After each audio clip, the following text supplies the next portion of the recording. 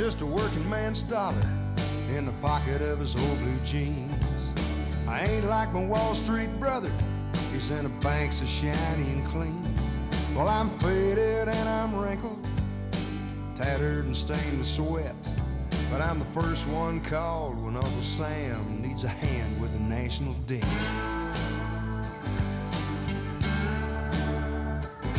I've been wages for the farmhand, for driving an old John Deere. I've been laid on a bar in a tavern to buy a working man an ice cold beer. I've been tipped to a truck stop waitress, tape where I was torn, and in the hand of a child I was laid on a plate in the church on a Sunday morning. Well, they say I'm the root of all evil, I bring lust, power, and greed, but this working man's dollar only buys the things a working man really needs.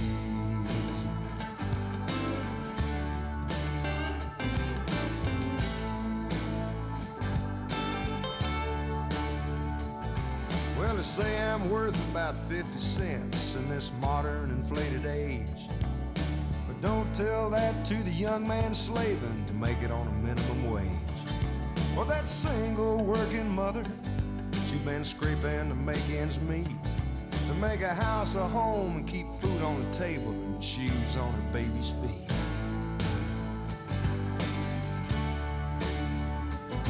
Well, I know my days are numbered, I'm getting threadbare and wearing thin, and they'll replace me with another, but I'd do it all again, 'cause I've seen this great big country pass from hand to calloused hand, and I've got to say that I'm mighty proud that I belong to the working man. Well, they say I'm the root of all evil, I bring lust, power, and greed, but this working man's dollar only buys the things a working man really needs.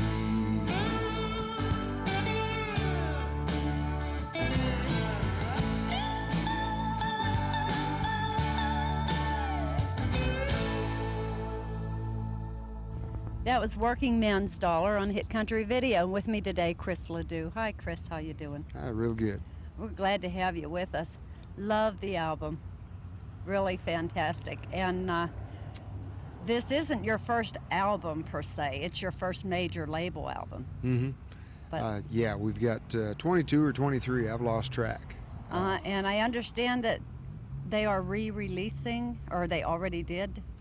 Yeah, Liberty picked up the whole catalog and they have everything available. They remastered and it's on CD now instead of 8-track or albums. Yeah, so it's available. I'm not sure just how easy they are to find, but you might check with like Hastings or Kmart, places like that. Okay, now the first couple albums you did, were they a little rough compared to what, you know? Yeah.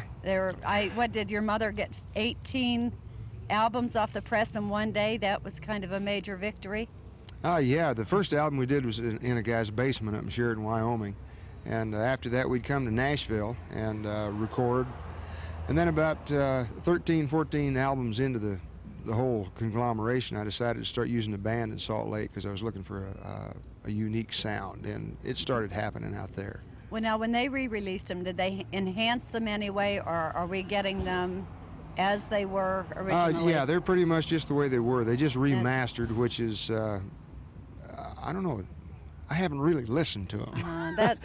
So they weren't remixed. The musical treatment or anything wasn't touched. You know, I think they just cleaned them up where they might be a little clearer. That's great. I'm anxious to see them. Okay, while you were making those albums, you were riding bareback bronc in the rodeo. And what year did you win the world championship? 76. 76. Why did you get out of that?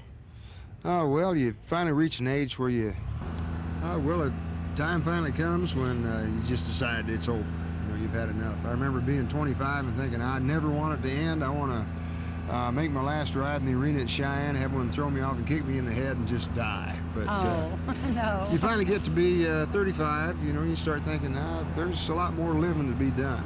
Well, you still ride horses, but not that kind, right? Yeah. You have a farm in Wyoming. Yeah, we have a little ranch up there. I heard about your house, that you did it all from timbers and rocks hauled in from the mountains.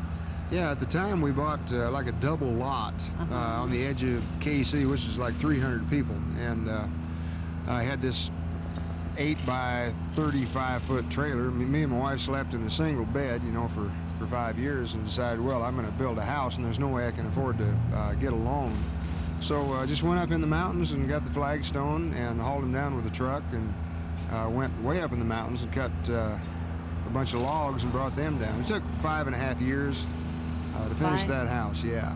And you're not living in it now, you said, right? No, we lived in it about a year and traded it off for part interest in this ranch. Okay, is it just sitting empty, or does someone? No, I traded it to my father-in-law, and he finally, just this year, has sold it to a guy.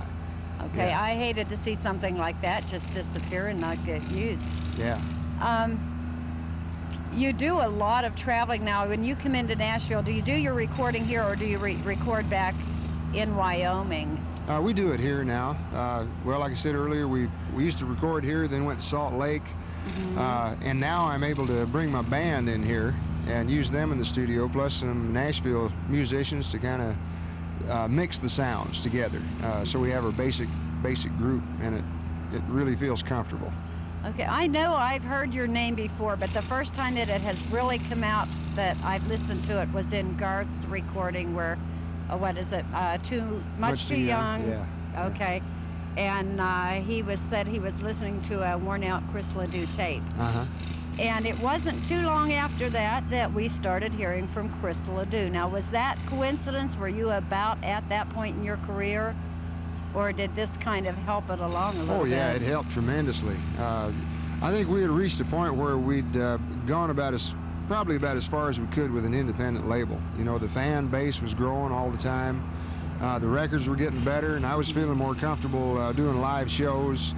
Garth came out with that song, and then we did a video that summer. And then somebody at, I think, Western Merchandisers called somebody at Liberty and said, there's a cowboy out here selling lots of records. Someone needs to sign him. So Jimmy Bowen called us that fall, and now we're signed up, and things are really going great. And you have your second album out now on Liberty. The title song is your first single off that. It's now. What you gonna do with the Cowboy? What are you gonna do with the Cowboy? That Garth wrote or co-wrote that song, and he does a duet with you on the album. Yeah, they pitched the song to me last spring. I was in town looking for songs, and it came from Garth's publishing company. And I was talking to Garth on the phone probably the next day, and he asked me if I'd received it, and if I liked it, and if I did, he wanted to rewrite it a little bit. So he did, and then the label suggested, well, how about a duet on this thing? So we did. Okay, and are we going to catch you out on tour with Garth so we can hear the duet live? Well, I don't know. It's hard telling what might happen. Yeah, you don't have anything right scheduled with him? No. Just every now and then, whoever you're out and you can catch and... Yeah, sometimes, you know, when our schedule permits and when he needs someone to be an opening act, you know, it works out like that.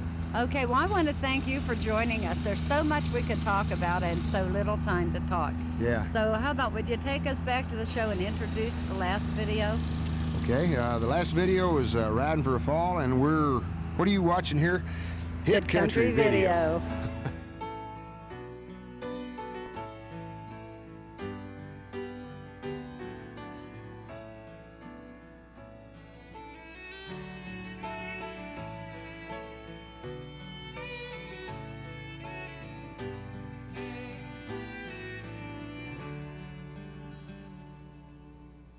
Last night you told her you could never hold her, 'cause cowboys just got to be free.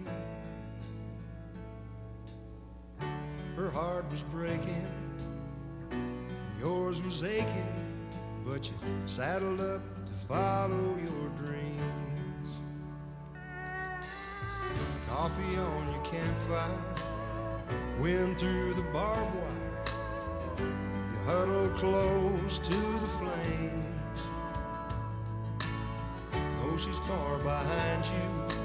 The night wind reminds you, it just keeps on whispering her name. You can make a run for the border, try to hide at the hole in the wall. Don't you know your arms are aching to hold her? And cowboy, even though you're riding tall, you're riding for a fall.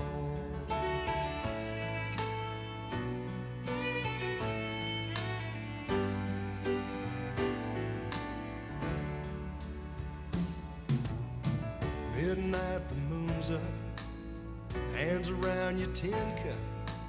The frost settles in on the sage. The night's getting colder, man, you're getting older. Tonight you're feeling your age. Why don't you turn back, just saddle up and backtrack? You know you never find a love quite like hers. And tell me, on a cold, lonesome evening, what the hell gives you freedom? Don't you think it's time you hung up your spurs?